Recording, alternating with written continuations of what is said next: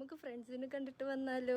ഇവിടെ വണ്ടി ഉണ്ട്, ശരി നമുക്ക് നടന്നു പോവാം. ഞാൻ ഒറ്റയ്ക്ക് വീട്ടിൽ നിന്ന് എവിടേക്കെങ്കിലും പോകുന്നത് ഒന്നില്ലെങ്കിൽ എൻ്റെ ഹോസ്റ്റലിലേക്ക്, അല്ലെങ്കിൽ ഇതേപോലെ ബത്തേരിക്കൊക്കെ ആയിരിക്കും കേട്ടോ.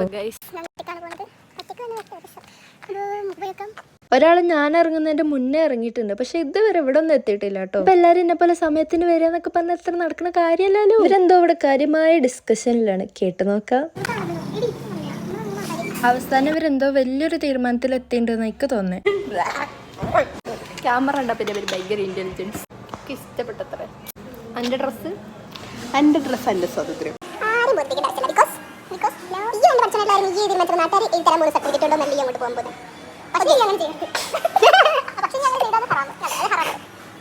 അങ്ങനെയുള്ള നീണ്ട വർത്താനത്തിൽ കൊയങ്ങിയിരുന്നപ്പോഴാട്ടോ നമ്മളുടെ പിസ്സ ഇവിടെ വന്നത്. ഇനിയിപ്പോൾ അടുത്ത അടീൻ്റെ പുറകില്ല. കാര്യമൊക്കെ കുറെ കാലം കഴിഞ്ഞിട്ട് കാണുകയാണെങ്കിലും ഫുഡിന്റെ കാര്യത്തിൽ നോ കോംപ്രമൈസ്.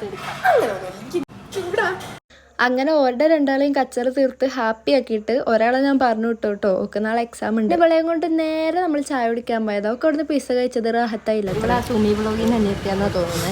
കാര്യം ഇങ്ങനെയൊക്കെ ആണെങ്കിലും ആളൊരു പാവാണ് കേട്ടോ.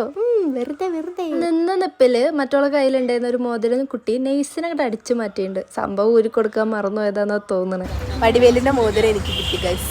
അയ്യോ